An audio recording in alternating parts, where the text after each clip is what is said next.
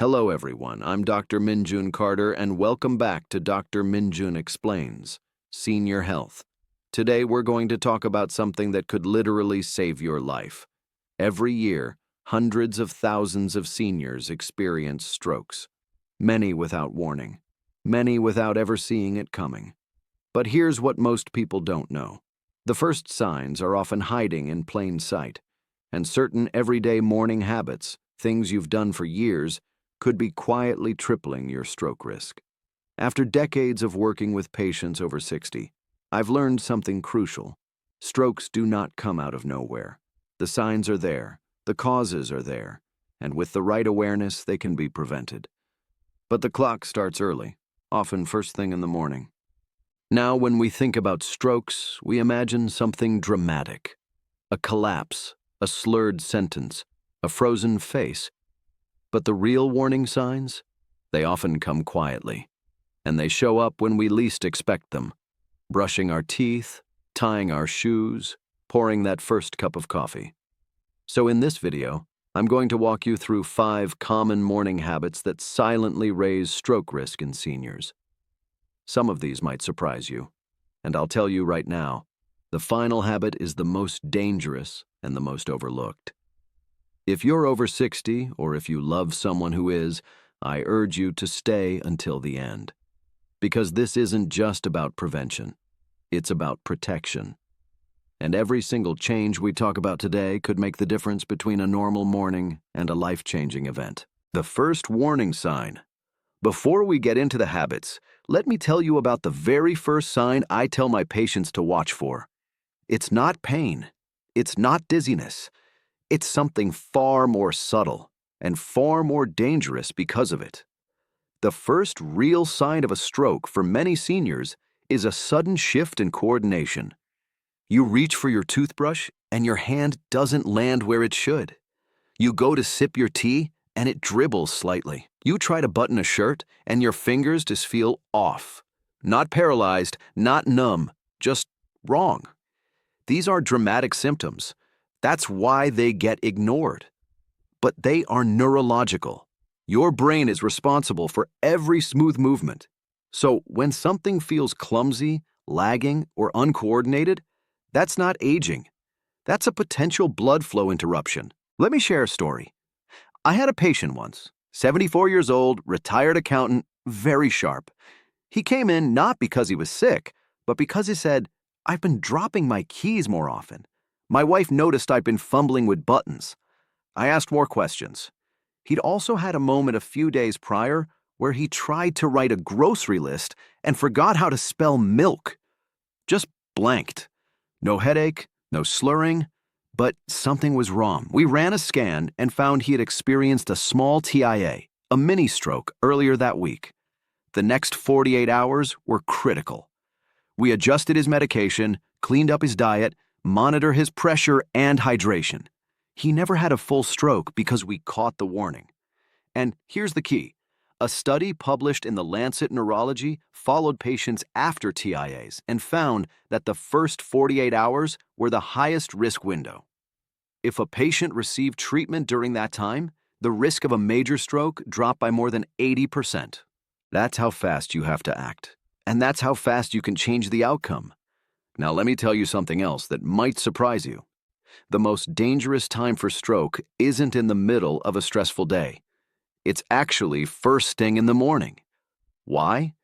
Because your brain wakes up before you do. And for most people over 60, that first hour after opening your eyes is when your body is most vulnerable. Here's what happens. Overnight, your body becomes dehydrated. You haven't had water in 6 to 8 hours, so your blood thickens slightly. Your cortisol, the stress hormone, spikes sharply at dawn. And for many seniors, blood pressure follows. That creates a perfect storm. Thick blood, tight vessels, and a surge in pressure through aging arteries. Add to that the way most people start their day. Fast, distracted, with the wrong habits.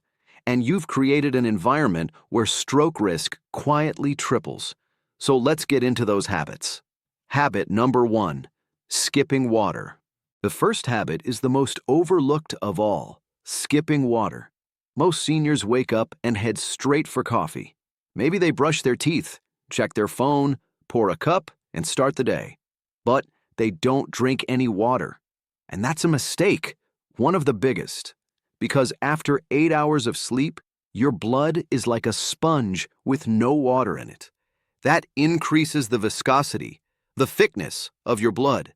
And thick blood moves slower, clots easier, and stresses the heart and brain. One study from the European Journal of Neurology found that low morning hydration was a contributing factor in 48% of first-time ischemic strokes. Nearly half. Not genetics, not diet, just dehydration. So here's what I tell my patients. Before anything else, drink water. Room temperature or warm, not ice cold. 1 full glass before the coffee, before the pills, before the news. You're rehydrating your brain, not just your mouth. This one simple step can literally change the trajectory of your entire day. Habit number 2, sitting too long in bed. The second habit is something almost nobody talks about, but I see it all the time. Staying in bed too long without moving. I'm talking about sitting in bed, scrolling your phone, or just staying still for 20, 30 minutes without any circulation. After 60, your blood vessels are less elastic. If you go from hours of lying down to just sitting motionless, especially without movement, blood pools in the lower body. That slows return to the heart. It reduces brain perfusion. And for someone with plaque or clot risk, it can be the trigger. You might think lounging in bed is restful, but vascularly speaking, it's a bottleneck. The heart has to work harder to recirculate blood that's been pooling. And if blood pressure surges, or if a clot has formed in a leg, those first movements can send it upward. I've seen strokes happen in the bathroom because people went from lying to straining without a proper transition. So here's the safer alternative. Wake up slowly, but move early. Do ankle rolls while still lying down. Flex your toes. Then when you sit up, do shoulder circles, neck rolls. Stand up gently. This gets blood moving upward again, safely, gradually. Even 2 minutes of gentle movement can prime the body for a much safer morning. Habit number 3, skipping breakfast. The third habit that raises stroke risk after 60 is skipping breakfast. And I don't mean a big breakfast. I mean any breakfast. Too many older adults wake up, drink coffee, take medications, and eat nothing. They say they're not hungry, or they're trying intermittent fasting. But after 60, that can be risky, especially for the brain. Now, fasting has benefits in younger bodies with stable blood sugar and strong hormonal rhythms. But after 60, the body becomes more vulnerable to hypoglycemia, low blood sugar. And when that happens, the brain suffers first. The brain runs on glucose. It doesn't store much. So if you're already dehydrated and then you don't eat, you're creating the perfect storm for dizziness, mental fog, or worse, a vascular event, especially if you're on blood pressure or diabetes medication. This is critical because many stroke cases I've seen in patients over 65 involved skipped meals plus medication plus stress. Instead, I recommend a small, protein-rich breakfast. It doesn't need to be big. Half a boiled egg, a spoon of yogurt, a few soaked walnuts. Just enough to stabilize blood sugar and tell your brain you're supported. It's not about appetite. It's about circulation, stability, and rhythm. Habit number 4, rushing into stress. Habit number 4 is one most people don't even recognize, rushing into stress. What does that mean? It means checking the news before your feet hit the floor, reading emails at the breakfast table, arguing with your spouse about the day's schedule before you've even had water. This is a problem because the brain after sleep is in a fragile state. It hasn't fully switched into cognitive gear yet. Your cortisol is already peaking. Your blood pressure is naturally rising.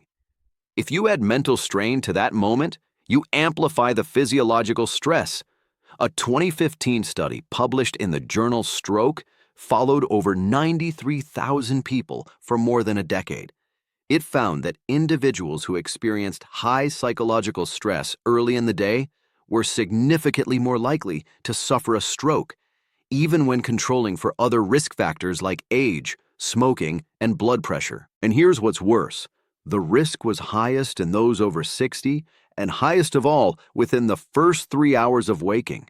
So, when you wake up and reach for your phone or dive into the day without creating space, you're stacking pressure on top of pressure in a body already on edge. Instead, create a buffer, 10 quiet minutes, stretching, a walk, even just sitting with your tea and being still. Give your brain a chance to stabilize before you load it with tasks. This is not luxury, it's neurological hygiene. Habit number 5, physical stillness, the most dangerous. And now we've come to it, the one I've been building toward. The 5th morning habit that quietly increases stroke risk and still flies under the radar for so many seniors. It's one word, but it's the foundation under all the others: stillness. And not the peaceful kind. I'm talking about physical inactivity. Waking up and then spending the next hour or two sitting, on the bed, at the table, on the couch.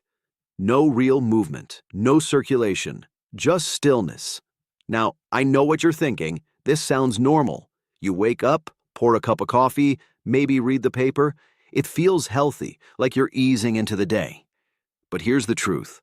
That stillness could actually be dangerous, especially after 60, because your blood is already more prone to clotting. Your veins don't push blood upward as easily, and without movement, the vascular system slows. The legs become pooling zones, and that's where most clots begin. We've seen this for years in hospital settings. Post-surgical patients who stay sedentary are at sharply increased risk for deep vein thrombosis. But what many people don't realize is that the same risk applies to everyday seniors.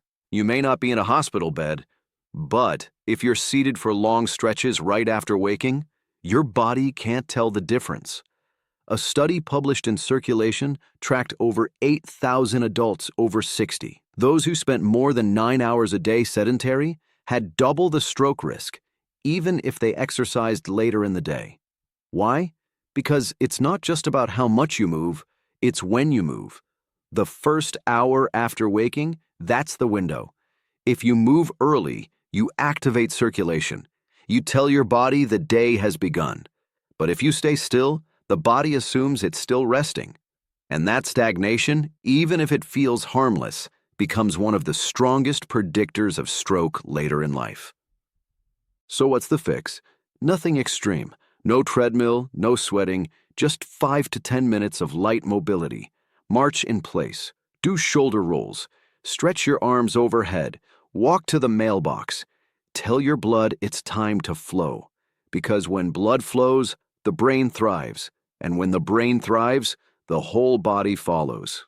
Conclusion. So let's bring this all together. We started this video talking about strokes, something most people think of as sudden. But what I've shown you today is that the warning signs and the risk factors build quietly. And they start in the smallest, most ordinary parts of our day. How we move, what we skip, how we start our mornings. Health after 60 is not about dramatic change. It's about consistent awareness. The brain is not asking you to be perfect. It's asking you to pay attention. You don't need a new supplement. You don't need a new gadget. You just need to stop ignoring what your body's been trying to tell you all along. So here's my final message to you. Take these 5 habits seriously. Drink water first thing. Move gently before you sit. Eat something small. Create space before stress. And above all, don't stay still. Because every one of these changes, no matter how small, could be the difference between a long, healthy life and a preventable tragedy. If this video helped you, please give it a like and subscribe to Dr. Min-Jun Explains Senior Health. Share it with someone you love who's over 60. And as always, take care of yourself, because your brain is counting on you. I'm Dr. Min-Jun Carter. Stay healthy, stay aware, and I'll see you in the next video.